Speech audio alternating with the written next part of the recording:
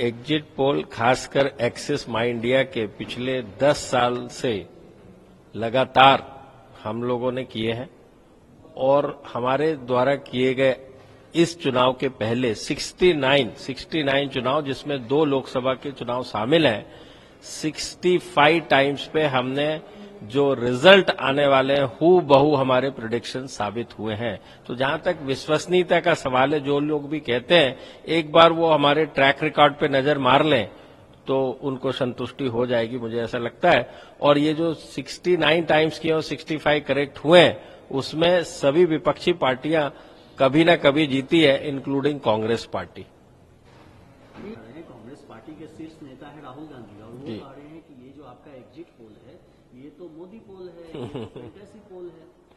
यदि राहुल गांधी जी की सोच समझ और वो ये कहते हैं कि एक्सिस माई इंडिया आज तक इंडिया टुडे ग्रुप का जो एग्जिट पोल है वो मोदी पोल है और इसमें उनको खुशी मिलती है, तो उससे भी ज्यादा संतुष्टि मुझे ऐसी मिलती है। क्योंकि 2 दिन कल, आज हम 3 तारीख में हैं और 4 तारीख यानी कि कल परिणाम आ जाएंगे और राहुल गांधी को भी मेरे ख्याल से अच्छी खासी खुशी की अनुभूति होगी ये जान के कि एक्सिस माई इंडिया, इंडिया टुडे का एग्जिट पोल एक बार फिर सही साबित हुआ। तो इसलिए मैं जानना चाहूँ कोई ना कोई आप लोग का आधार होता होगा, बेस होता होगा, क्राइटेरिया होता होगा और इसके बेसिस पे आप लोग इस निष्कर्ष पे पहुंचते हैं।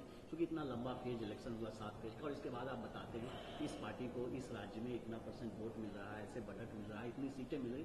ब्रीफली बताइएगा कि क्या बेसिस होता है। बेसिस बड़ा सिंपल है। जो इसकी मेथोडोलॉजी होती है, जो इसकी प्रोसेस प्रक्रिया होती है एग्जिट पोल करने की, खासकर हमारी एक्सिस माई इंडिया की जो है, लोकसभा की सभी 543 सीटों पे 3609 असेंबली सेगमेंट्स जिसको कहते हैं इन लोकसभा के अंदर, और असेंबली सेगमेंट्स में 22,600 से ज्यादा गांव और लोकेशंस पे जाके हम पोस्ट पोल स्टडीज को कहते हैं, चुनाव के जो 1 से 6 फेज हो गए उसके बाद ये जानने की कोशिश करते हैं कि आपने किसको वोट किया, क्यों वोट किया, आप क्या चाहते हैं अगली सरकार से। ये सिर्फ इतना नहीं है कि कौन जीतेगा और कौन हारेगा और आपने किसको वोट किया।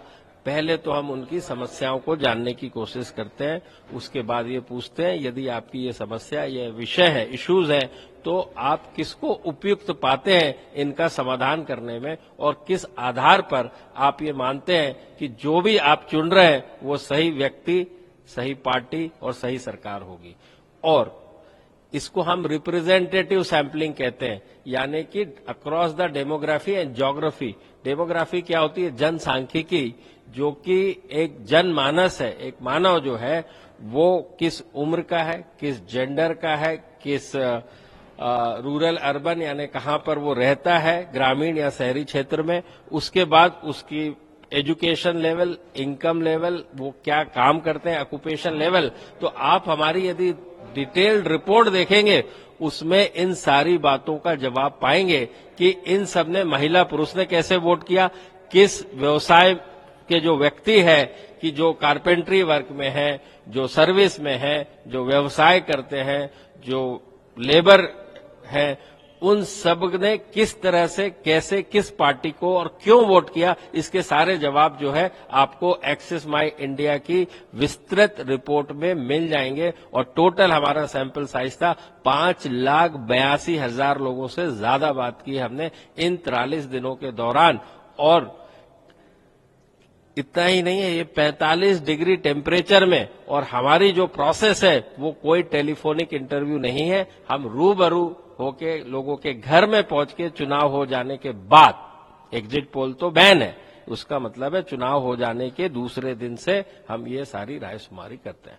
ये हमारी प्रोसेस है और इसी के आधार पे हमारा जो ट्रैक रिकॉर्ड है वो 94% से ज्यादा एक्यूरेसी है और इसीलिए हम उसको कहते हैं एग्जैक्ट पोल। परिणाम के पहले परिणाम लाने की हम हमेशा कोशिश करते हैं। जब चुनाव का वोटिंग खत्म होता है और इसके बाद जो काउंटिंग का प्रोसेस है, इसमें 3 दिन का गैप होता है जी, फिर बावजूद इसके एग्जिट पोल करने की जरूरत नहीं। नहीं, आपने बहुत अच्छा सवाल पूछा। देखिए, भारत जो है वो दुनिया का सबसे बड़ा लोकतंत्र देश है और लोकतंत्र में चुनाव जो हम कहते हैं ये पर्व है और उत्सव है, इसके मायने क्या है ये समझना बहुत जरूरी है, क्योंकि चुनाव ही ऐसी प्रक्रिया या प्रोसेस है कंट्री के अंदर जो 5 साल में एक बार होती है, जिसमें पूरे देश का हर व्यक्ति, हर परिवार इसमें शामिल है और उसका जीवन किसी न किसी रूप में आने वाली सरकार से प्रभावित होगा। तो चुनाव में जब आदमी एक वोट करने जाता है तो उसकी उत्सुकता ये रहती है कि भाई जिसको भी मैंने वोट किया है, क्या वो व्यक्ति, क्या वो नेता, क्या वो पार्टी, क्या वो सरकार जीत रही है या हार रही है।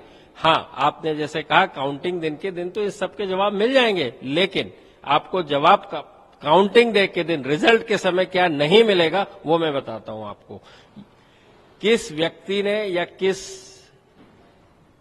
जिसकी भी जीत हुई है या जिसकी भी हार हुई है, उसकी हार क्यों हुई है, कैसे हुई है, किस समाज, किस ग्रुप, किस वर्ग, किस डेमोग्राफी और किस ज्योग्राफी के लोगों ने किसको कहां पर और किस वजह से वोट किया है, ये नहीं मिलेगा। इन सारे सवालों के जवाब केवल एग्जिट पोल में ही संभव है। और ये जो जवाब है, आप मेरी बात मानिए, ये पॉलिसी मेकिंग के भी बहुत काम आते हैं कि जमीनी स्तर पर हर क्षेत्र में, हर वर्ग में किस तरह के इश्यूज हैं, जरूरतें क्या हैं, समस्याएं क्या हैं, और उसके हिसाब से सरकार पॉलिसियां भी बना सकती है यदि इस रिसर्च स्टडी का आकलन करें, जिसको आप एग्जिट पोल कहते हैं। और एक्सिस माई इंडिया का हमेशा से ये प्रयास रहा है, हमारी जो बेस लाइन है, हमारा जो विजन है, connecting India to build India, इसका मतलब यह है कि हम लोगों तक जाएं, उनको समझें, उनकी जरूरतों को समझें और उसके लिए क्या उपाय या समाधान हो सकते हैं।